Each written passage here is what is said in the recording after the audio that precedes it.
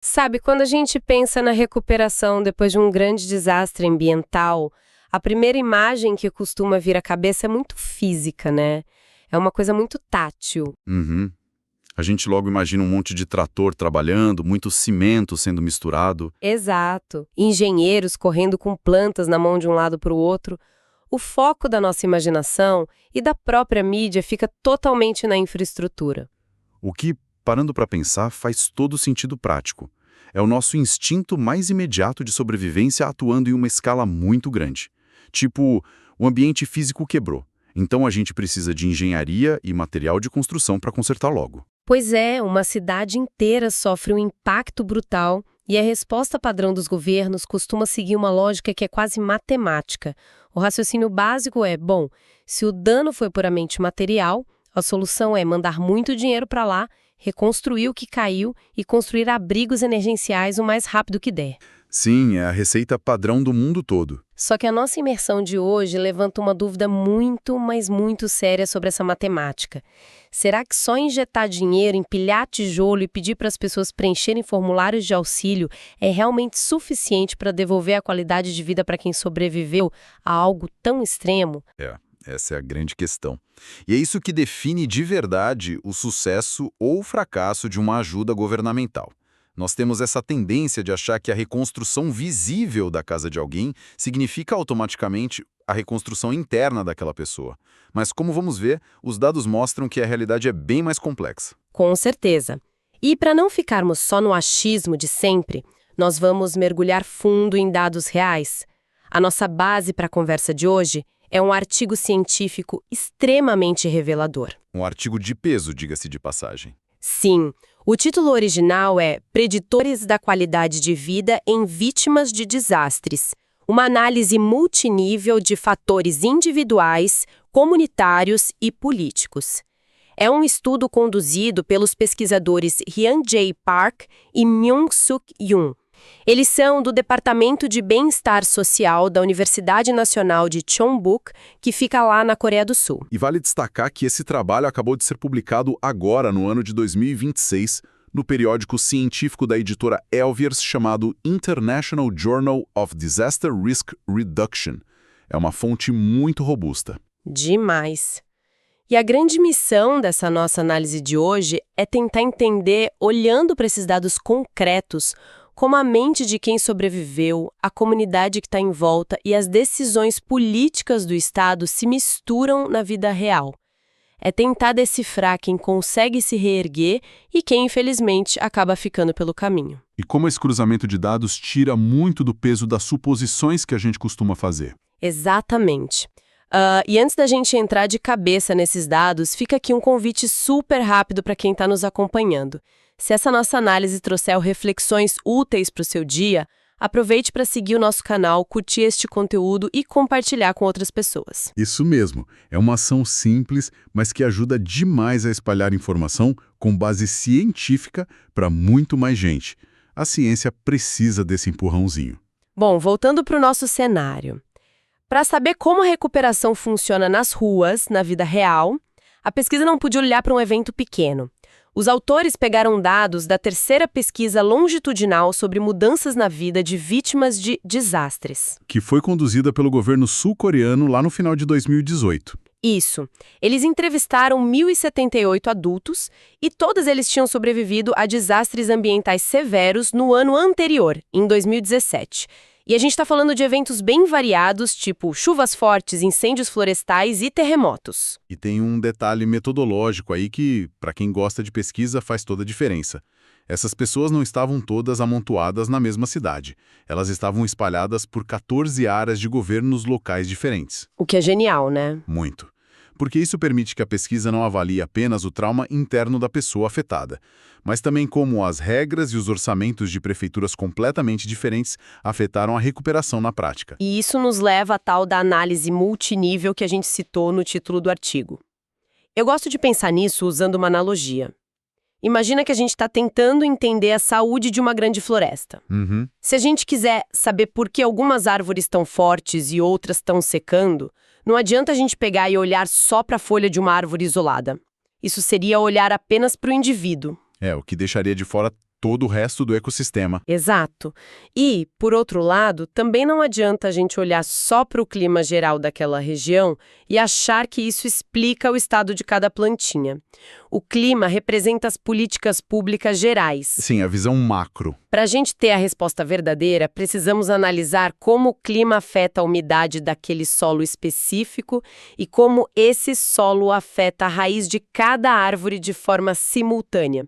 É observar o ambiente macro e o ambiente micro ao mesmo tempo. O que, convenhamos, é fundamental quando estamos falando de dinâmicas da sociedade.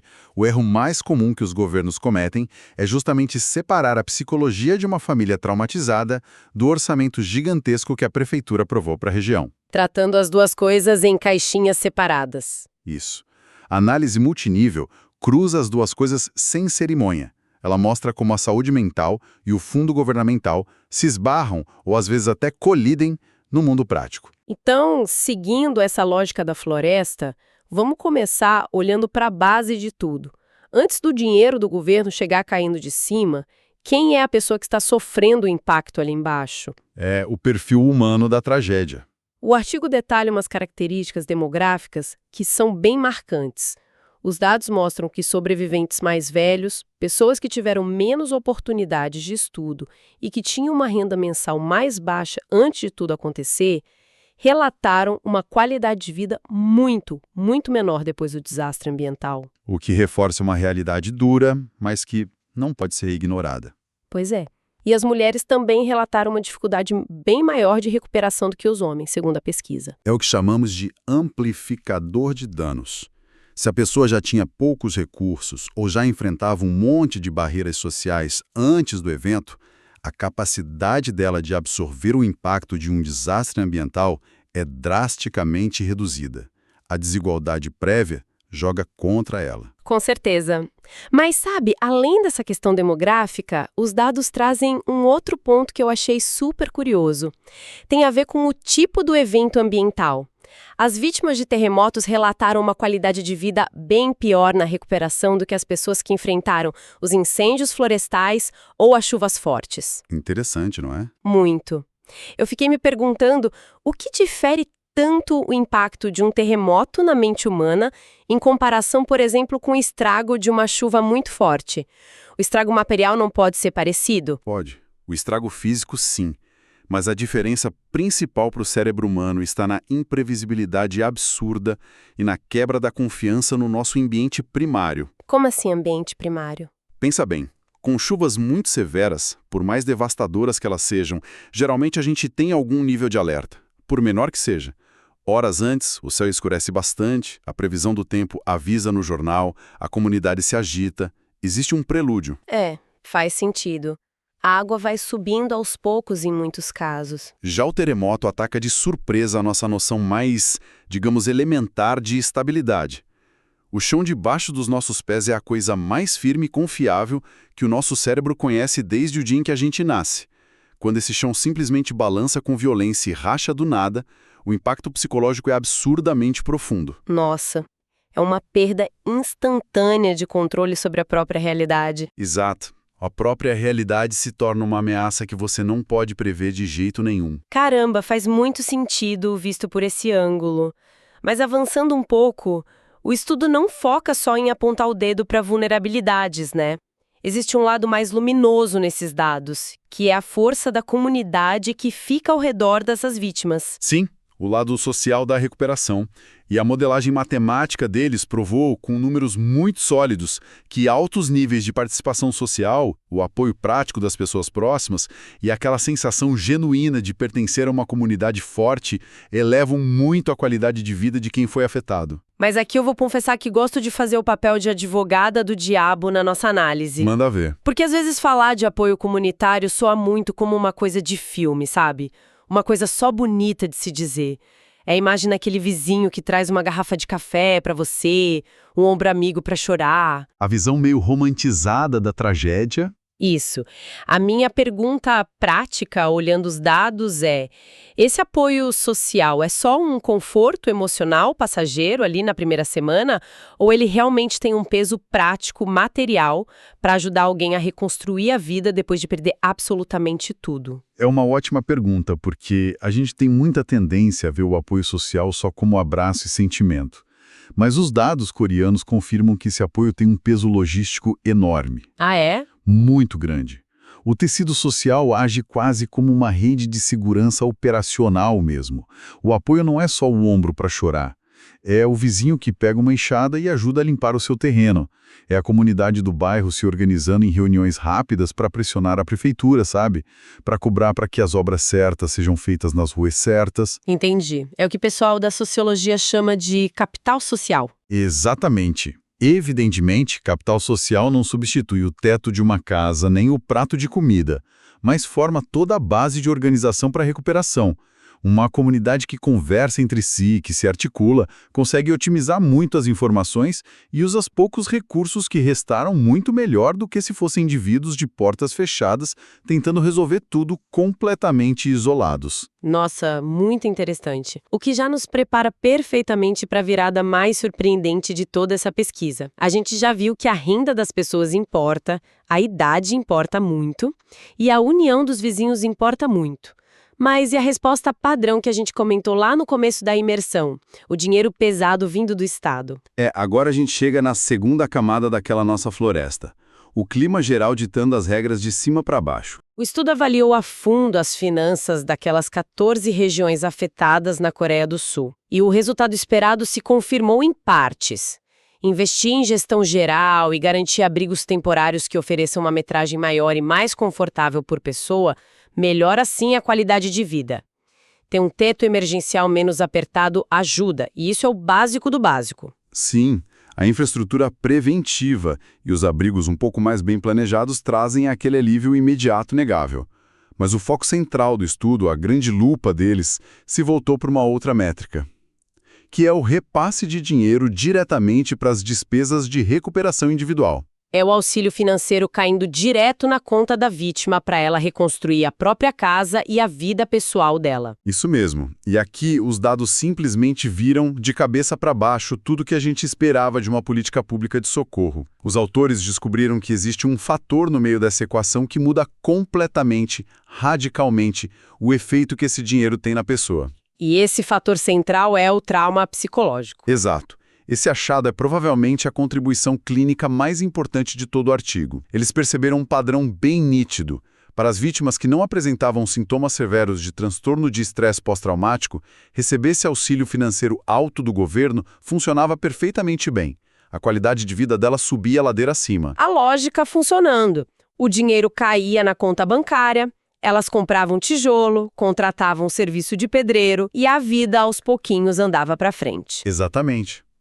Só que para o outro grupo, o grupo de vítimas que estavam sofrendo de forma aguda com sintomas graves de trauma psicológico, aconteceu o exato inverso. Receber maiores volumes de apoio financeiro do governo estava fortemente associado a uma queda expressiva na qualidade de vida delas. Nossa, isso é muito louco.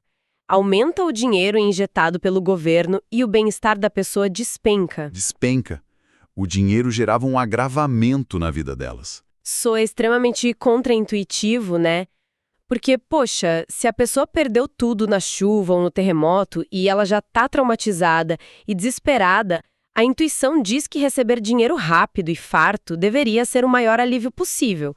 Eu tentei formular uma imagem mental sobre isso enquanto lia o artigo. E como você imaginou? Imagina jogar uma daquelas boias bem pesadas e grandes de salvamento para alguém que já está no mar quase afundando. A boia tem muito valor financeiro e foi fabricada justamente para salvar vidas. Mas se a pessoa que está na água não tem mais força física nenhuma, se ela está tão esgotada que não consegue nem nadar e se agarrar na boia direito... Aquele objeto gigante em volta dela batendo nela na água. Isso, o objeto pode acabar afundando a pessoa ainda mais rápido por causa do peso e do esforço de tentar se segurar. a ferramenta de salvação vira o problema. Olha, essa analogia ilustra de forma perfeita o conceito acadêmico que os autores trazem para tentar explicar os dados, que é a famosa teoria da conservação de recursos. Essa teoria explica em detalhes por que o cérebro humano reage de um jeito tão ruim a esse auxílio prático bem no meio de um trauma. Me explica melhor como a mente funciona nessa hora, então. Funciona assim. Quando alguém desenvolve um estresse pós-traumático grave, logo depois de um desastre ambiental, a energia cognitiva e emocional dessa pessoa fica no limite do limite absoluto. Todo o foco mental, toda a pouca atenção que sobrou é gasta única e exclusivamente para a pessoa conseguir levantar da cama e não entrar em pânico paralisante durante o dia. É como se a bateria do celular tivesse travada em 1% o dia inteiro. Perfeito. A energia mental para tomar decisões vira um recurso interno muito escasso e frágil. O grande problema é que processar e usar novos recursos financeiros, principalmente dinheiro de auxílio do governo, consome muita, mas muita energia do cérebro. É verdade, não é só receber um Pix e sorrir, né? Longe disso. Lidar com o fundo de assistência do governo exige ler dezenas de formulários cheios de burocracia, exige entender regras de prestação de contas, lidar com mestre de obras e tomar dezenas de decisões técnicas todos os dias sobre plantas de reconstrução e orçamentos. A mente traumatizada simplesmente não tem a menor capacidade executiva para fazer isso naquele momento de crise. Ah, entendi. Se o cérebro já está tentando desesperadamente lidar com memórias intrusivas, com pesadelos da noite anterior e uma ansiedade lá no alto, injetar uma carga enorme de responsabilidade financeira em cima da pessoa gera uma sobrecarga paralisante. Exatamente isso. O auxílio milionário que deveria salvar a família vira uma fonte inesgotável de cobrança e estresse diário. No fim das contas, é como se o Estado estivesse delegando, de forma bem cômoda, toda a carga técnica da reconstrução de uma vida material para alguém que não está conseguindo nem suportar o próprio peso emocional de existir naquele dia. E é isso que levanta um ponto muito crítico sobre as nossas políticas públicas de hoje em dia. Se a ajuda financeira tradicional não funciona como esperado para quem mais precisa desesperadamente de amparo, como os governos devem repensar essa gestão inteira de desastres ambientais? É a grande questão do estudo. E o bom é que o artigo não fica só lamentando e apontando o problema, ele também aponta os caminhos para resolver isso na prática. E o primeiro passo urgente que eles sugerem é mudar radicalmente o foco de como a gente constrói habitação temporária. A questão dos abrigos emergenciais, sim. Isso. O estudo defende muito que os abrigos não podem mais focar apenas em empilhar o maior número possível de colchões ou macas num espaço reduzido para dizer que resolveu.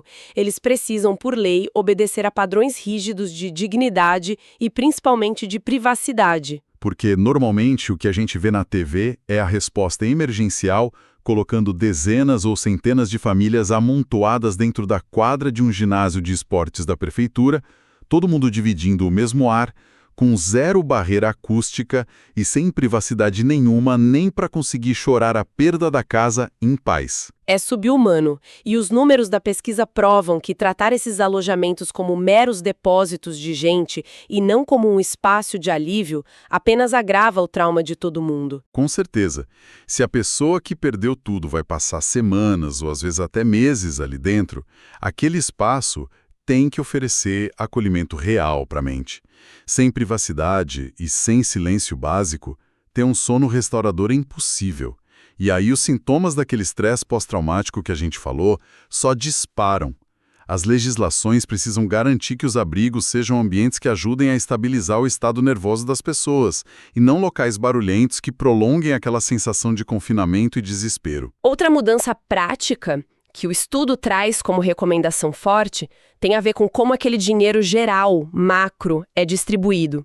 Eles pedem a descentralização inteligente desses fundos de socorro. É porque é super comum a gente ver as esferas do governo calcularem os fundos de recuperação de uma cidade olhando apenas para a densidade demográfica, né? Eles baseiam a matemática apenas no tamanho puro da população atingida e fazem uma divisão simples. Mas, lembrando do que vimos no comecinho da nossa conversa, a idade e a renda das pessoas que moram no epicentro do desastre ditam de verdade o tamanho prático do sofrimento delas. Se um bairro periférico, que é predominantemente idoso e de baixa renda, for arrasado, esse bairro precisa de muito, muito mais suporte e paciência por habitante do que uma área que tem um perfil socioeconômico de classe alta que sofreu o mesmo impacto ambiental. A matemática cega não funciona. Os recursos do Estado não podem ser alocados como se a capacidade de absorver o impacto fosse igual para todos. A vulnerabilidade socioeconômica de cada bairro deve ser a régua principal que dita o orçamento da resposta. O que nos traz, e isso é o ponto-chave, a mudança mais profunda sugerida por esse estudo todo: o tal do paradigma da saúde mental pública num cenário de emergência. O artigo deixa cristalino que a intervenção clínica, o trabalho de psicólogos e psiquiatras ali na lama, não pode mais ser vista como um bônus de luxo, ou como um detalhe secundário que vai ser oferecido num postinho de saúde meses depois que a poeira finalmente baixar. O suporte psicológico precisa ser a primeira linha de frente.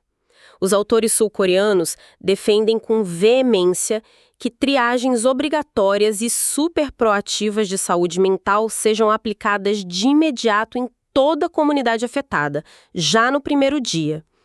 Mas olha só, eu acho bem importante a gente esclarecer uma coisa aqui, só para não dar margem para nenhum mal-entendido de quem está ouvindo. Claro, pode falar.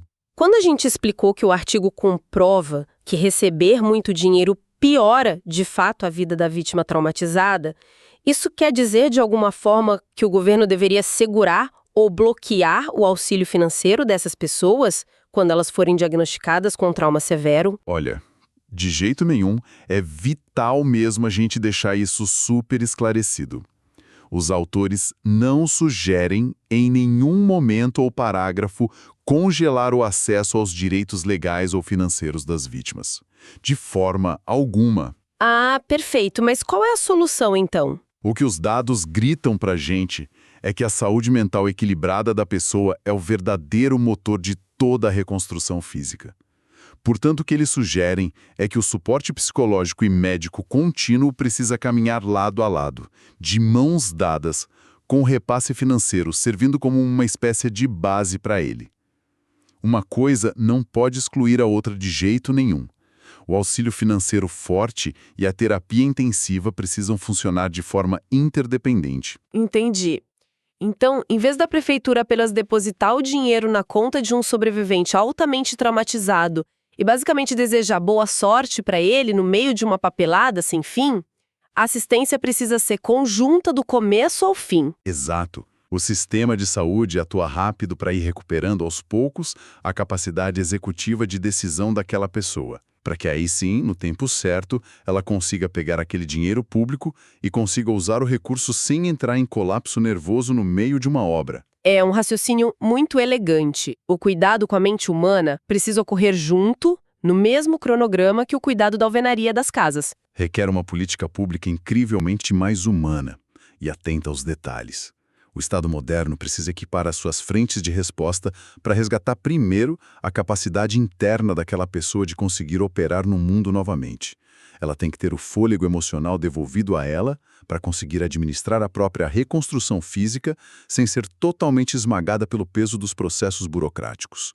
As duas linhas de atuação, a clínica e a financeira, têm que estar fundidas. Faz todo sentido e muda muito a forma como a gente enxerga as notícias sobre desastres ambientais, né? Depois de explorar todos esses dados com essa calma, fica muito claro pra gente que o eixo principal de reconstrução de cidades devastadas não pode mais ser baseado unicamente naquela matemática fria dos cimentos, dos caminhões de areia e das planilhas contábeis de auxílio emergencial. Não mesmo. A nossa abordagem como sociedade não pode continuar cega às feridas que são invisíveis aos olhos. A adaptação e a resiliência das cidades para o futuro exigem cada vez mais um olhar incrivelmente humanizado, um olhar focando de verdade no restabelecimento dos pilares psicológicos, muito antes mesmo da gente se preocupar em erguer novas colunas de concreto. É o alicerce emocional vindo antes de tudo. E eu gosto sempre de reforçar por aqui a importância imensa de olhar para dados reais, assim como os dados que a gente destrinchou neste estudo, e não confiar apenas nas nossas intuições lógicas.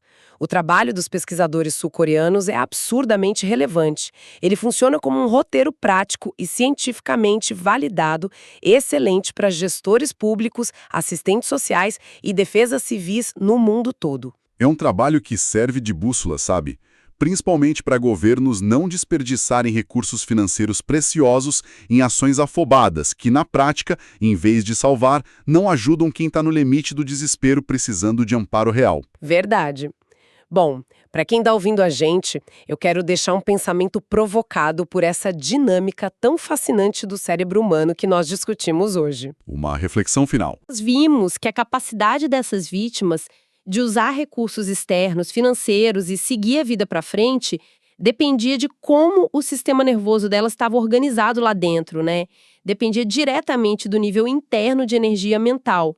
E aí eu fiquei pensando, se a gente puxar isso para o nosso dia a dia comum, de que forma será que isso se aplica às crises e desgastes bem menores que a gente enfrenta? É um ótimo questionamento. Sabe, quando a gente está lidando com a estafa pesada da rotina de trabalho ou problemas em casa, será que muitas vezes a gente não repete esse mesmo erro do Estado? Será que a gente tenta solucionar o nosso próprio esgotamento mental buscando novos recursos ou se enchendo de soluções externas complexas, quando na verdade o que a gente mais precisava de forma urgente no começo era só pausar para focar em estabilizar a nossa mente? Fica aí essa provocação para quem nos acompanha sobre como tentamos consertar as coisas na nossa própria vida. Achei excelente. E eu acredito que, numa escala diferente, claro, o princípio básico continua sendo o mesmíssimo. A organização do nosso mundo lá fora, das nossas obrigações e da nossa casa, sempre vai depender, antes de qualquer coisa, da nossa organização emocional lá dentro. Se o pilar interno está rachado, não adianta pintar a parede de fora. Super bem pontuado, fechou perfeitamente. Por fim, só deixando um rápido aviso de transparência para nossa audiência. O conteúdo e a conversa que apresentamos nesta análise de hoje é uma síntese automatizada que foi elaborada com o apoio direto de ferramentas de inteligência artificial a partir da fonte original, tá bom? Muito obrigada pela companhia incrível em mais essa nossa imersão de aprendizado e até a próxima análise. Valeu, pessoal. Um abraço e até a próxima.